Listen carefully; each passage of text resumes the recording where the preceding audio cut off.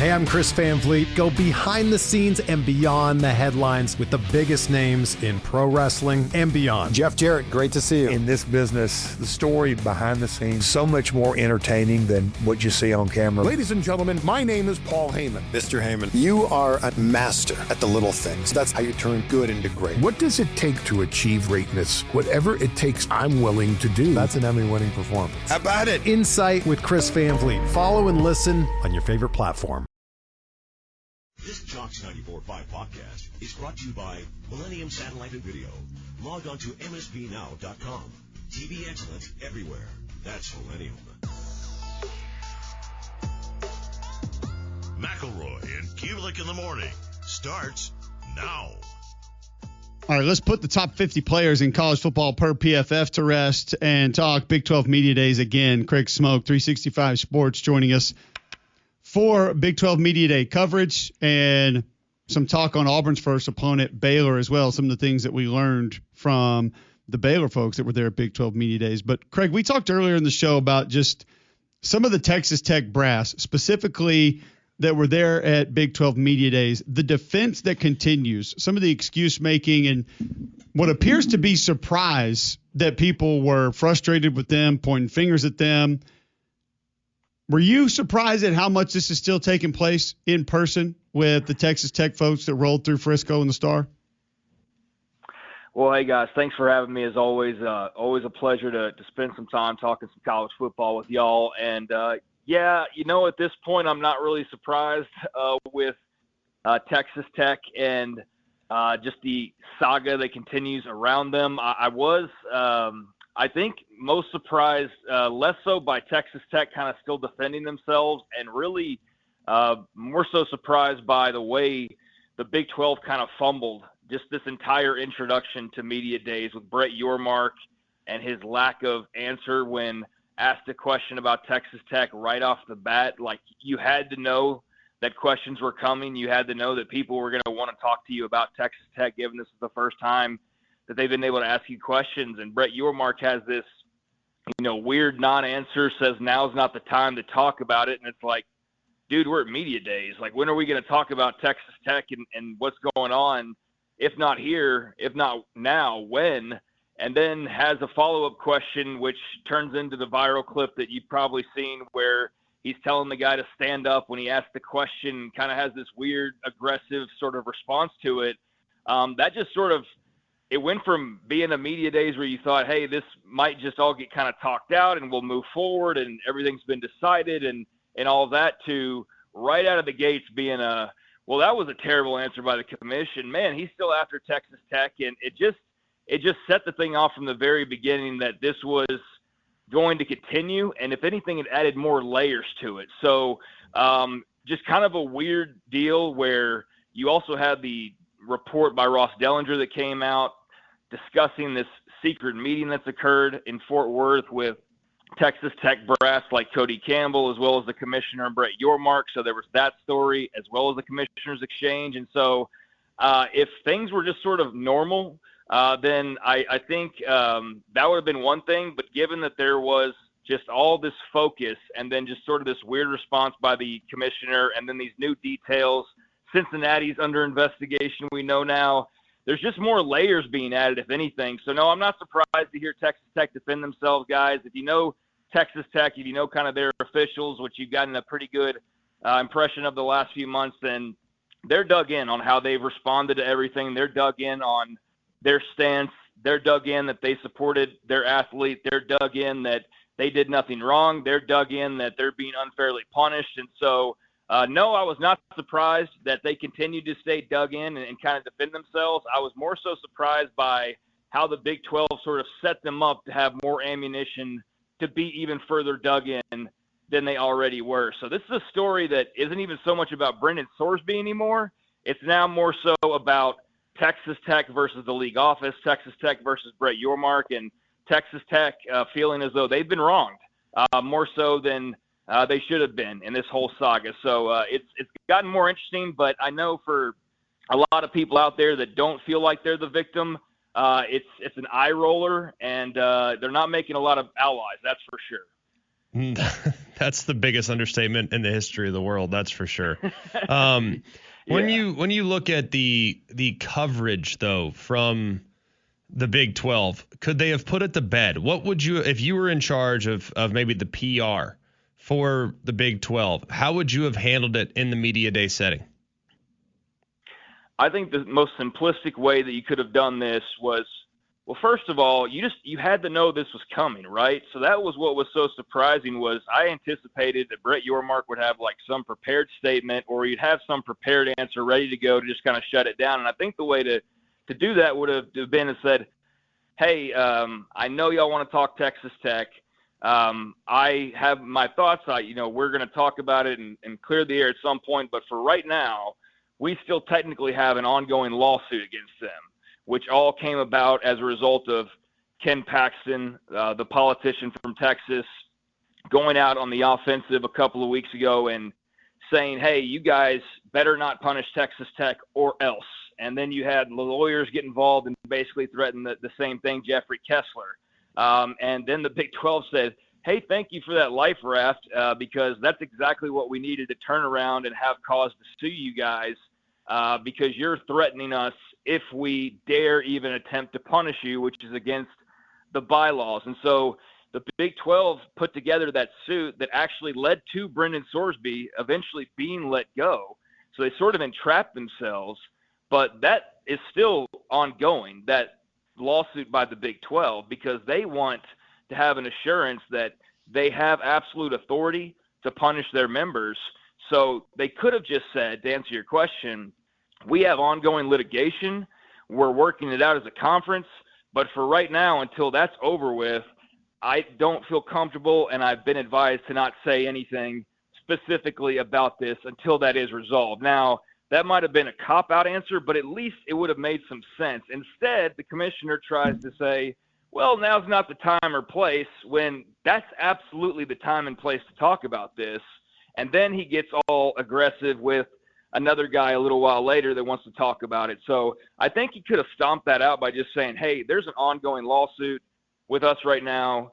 We're working on it, but we legally we can't talk about it. I think that would have been the best method, and people would have at least understood. Instead, when it kind of turned into more of a weird sort of interaction, it was fuel to the fire. It just made Tech feel like they were still being picked on, which is very much how a lot of them feel. They feel like the commissioner's against them. They feel like the league's against them. And whether you believe that or not, and I know you guys probably don't, and most people don't, that's how they feel. So I think the commissioner just poured gasoline on that fire, if anything, and he had an easy off route. But for whatever reason, I don't know what went into the method of, hey, this is how we'll respond to this when you knew it was coming. It was just sort of bizarre. It was really, I think, a poor job by Brett Yormark in particular to not be ready to handle this better. And I was quite surprised that he wasn't ready to handle this better. I can't imagine they didn't have any idea of what was going to happen. So it was just kind of bizarre from that standpoint. But yeah, take the lawsuits ongoing. We can't talk about it and revisit it later. But to say now's not the time or to get aggressive, just not a good look for the commissioner in my mind, and really a mishandling of an opportunity to kind of clear the air and settle things down. I think we would all agree with you there. Craig Smoak joining us on the Higginbotham Hotline, 365 Sports. Close to Baylor as well. You know that program well. Saw Dave Aranda and the Baylor brass come through. What did you learn about Auburn's opening opponent there at Big 12 Media Days? Well, it's really interesting that Dave Aranda has now tried to become more of an outgoing guy. He's trying to open up, and a lot of people would probably say, well, it's too little too late for that coach at this point. You probably should have gotten on Twitter a bit more, tried to get people to know you a bit more, like you're doing now, 2-3 years ago. That probably would have served you better. But he knows he's a dead man walking if things don't turn around results-wise this year. The new athletic director has made it no secret that he's supporting Dave. But, yeah, there's very much expectations and a standard that need to be upheld and need to be met. And so we all know what the deal is. Like, Dave Aranda has got to win football games, or else we're going to be talking about a new head coach at the end of the year. So I think there's a lot of confidence that they've made the right move, and Dave handing off the defense pretty much in its entirety, Joe Klanderman, their new hire from Kansas State. I think there's a lot of belief that they're going to bring the best out of DJ Lagway as he sort of tries to rejuvenate his career and reinvent himself. And there's just a lot of belief that, Aranda, by just kind of being freer and looser and trying to open up a bit, that it's going to result in a good locker room and just things sort of coming together. And it's not a really rock-solid thing to build a foundation on from the outside looking in, but that's really all they can pin their hopes to is just some of these moves they've made this offseason. So I still have a lot of questions about them, but I am a little bit more optimistic and kind of just hearing the guys talk about things. But, time will tell. Auburn will be a great first measuring stick for them, and, we'll learn a lot about everybody when they play their first game. But for Baylor, they really are a mystery right now. I lean towards them being a team still sort of fighting for a bowl berth, which would not bode well for Aranda. But, hey, there's always teams every year that we're shocked by, and maybe it's them. Maybe this defense is just incredible with the changes. Maybe DJ Lagway has that spark again. But based on what we've seen the last couple of years, I'm not going to hold my breath, and we'll tell when the ball is spotted, so to speak.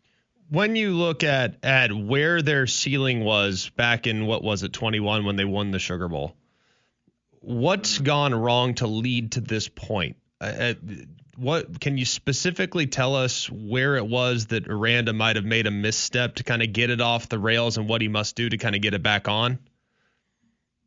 Yeah, so that 21 season was the best season in Baylor football history. They had the incredible success there in the 2010s, and then obviously scandal hits. They pivot to Matt Rule after the Art Briles fallout and all that came with that.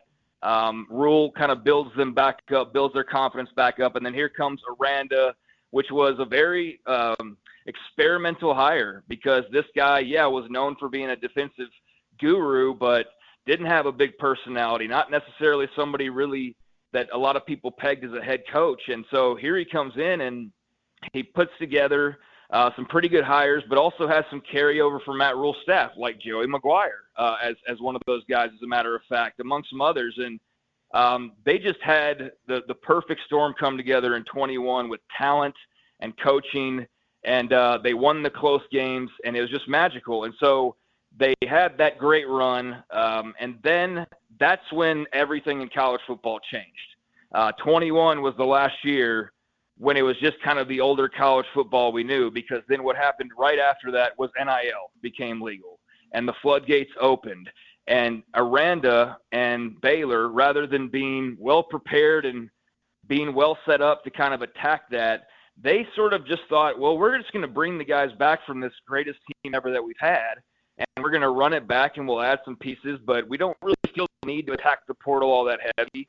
We kind of like what we have, and I think they were just sort of working blind because no one really knew exactly how to work this whole thing back then in this new era. And I don't think they adequately took advantage of the momentum that they had. They made a poor decision in just kind of keeping their team together, and what resulted was a really bad year that actually caused them to take a step back.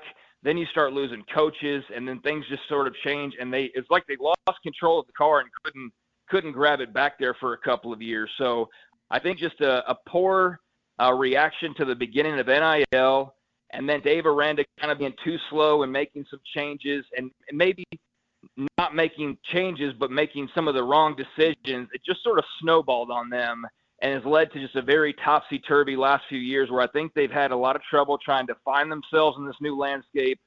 Dave Aranda's had trouble finding himself as a head coach, I think, to some degree, and that's why we're on the third or fourth coordinator change on defense, including him a couple of times. We've had now some steadiness at OC with Jake Spavital, but it's been a journey in Aranda and the program just kind of finding its identity in this new era, and that's been really difficult for a small school that doesn't have tens of thousands of alumni to lean on, whereas you look across the way, and here's this Texas Tech team that we started off talking about who knew exactly how to handle NIL and take full advantage. So I would say that the botching of NIL and just transferring over into the new era has really just set them on this course where they've tried to find their way back to the main road, but it's been much more difficult than I think they ever realized it would be. I might be overstating this or maybe looking too much into this. Craig Smoak of 365 Sports joining us on the Higginbotham Hotline. And maybe because part of this I heard from DJ before he left, like there was or right after he left, before it came from sort of Baylor, it just came from him. But this whole excuse making about how entrapped he was in Gainesville and like this poor me in Gainesville and like the stuff that Aranda was saying about, how bad he had it in Gainesville, like, come on, guy. Like you had really good receivers. You had some really good running backs, a good offensive line. You had a quarterback-friendly system. If you're a shy human being, that's fine. I get it. I'm not mad at you for that. But I don't really know why that needs to be thrown out as some of the reasons that you didn't have a lot of luck in football. You also weren't available for a lot of practice and games while you were there. That's of no fan's fault or no coach's fault. So am I overstating some of my issues with this, Craig, about some of the things we're hearing out of his camp heading into this season? No, I don't think so. I think that's fair. If you saw him and you saw the opportunities that he had that he didn't take advantage of, you saw that it wasn't just the way Billy Napier handled things. It wasn't the way they called plays. It was DJ Lagway a lot of the time who was at fault for DJ Lagway being the player that he's been known to be so far. And I think they're kind of trying to reconcile that in building him back up and trying to maybe unlock some things that got closed off. And I think that's more of what Aranda was talking to, particularly with the straitjacket quote, because I saw a quote floating around from him, and he had a similar one with us. And when he was talking with us, he was quick to say, I don't mean straitjacket as in like Florida was tying him up and this or that. He more or less was kind of saying that just that was sort of DJ's reaction, was to kind of close himself off, tighten up, and it just sort of didn't lead to the most open and probably healthiest relationship. And I think some of the unhealthiness is probably in the way a young DJ Lagway was sort of dealing with the fact that things weren't coming easy and things were difficult. So I think really what I've seen from DJ Lagway and even Dave Aranda talking about it is I haven't taken it so much as blame on Florida. Maybe I haven't seen every quote, but I know at least from Dave's perspective, he doesn't look at it as it was Florida's fault. It's more or less just that the situation led to being one where, DJ just, was dealing with being a young man, dealing with issues, closed off because of his personality, far away from home. And that's kind of how he's viewing it. I mean, DJ, I think in the quotes that I've seen from him has been sort of saying the same thing. But, I know where you're coming from, though. There is this element of, well, things were dysfunctional at Florida, this, that, and the other. And now I'm freer. I'm back in Texas. I'm appreciated this, that, and everything else. And so we'll see when he gets on the field, right? Because if he goes out there and thrives and Jake Spavital has him zipping it around, then maybe you look at it and you go, okay, well, maybe things were a little off in Gainesville. But then again, if he doesn't perform, then there's nobody to point the finger towards. So his play will do the talking, but I definitely understand the thoughts of, you're sort of shifting the blame a little bit when it should be on your shoulders and really no one else's. Man, really appreciate the time, Craig. Great stuff. Great insight. Enjoyed your work from Big 12 Media Days as well. Look forward to catching up again soon. Hey, anytime, guys. Love talking ball with y'all, so appreciate it, and have a great week. Craig Smoak covers Baylor, the Smoak Show. You can find him at 365 Sports, at Craig Smoak, SMOAK on Twitter as well. Great stuff there discussing Big 12 Media Days and Baylor. Some of the commentary around DJ Lagway. Worth it? Frustrating? We'll discuss it next on Jocks. Go inside Jocks 94.5 on Jocks TV. Morning Jocks, Mac and Cube, three-man front video simulcasts are presented by Bill Smith Buick GMC and Game Day Men's Health. Watch on the Jocks mobile app and YouTube by searching Jocks 94.5 TV. The United States Soccer Federation presents the U.S. Soccer Podcast. I'm your host, Megan Klingerberg. One thing I promised you is an all-access pass that you wouldn't get on any other show. And we found out that whoever comes on scores a goal. Burhope, Freeman, Trusty. U.S. Soccer Podcast magic is real, people. We still got plenty of coverage all throughout this World Cup. Okay, let's get into it. The U.S. Soccer Podcast, presented by Henco. Follow and listen on your favorite platform. Scrolling with Haley. Join Haley Caronia as she scrolls through the biggest headlines. If you haven't watched this show before, we do blind reactions. I have not seen these videos, so I am seeing them for the first time with all of you. We're going to implement the tinfoil hat time segments and all the stuff you know and love. And I'm going to finish the show and answer some of your questions. Someone asked me what made you get into podcasting, and I was producing podcasts for other people. And I was like, I could do this for myself, and here I am. Scrolling with Haley. Follow and listen on your favorite platform.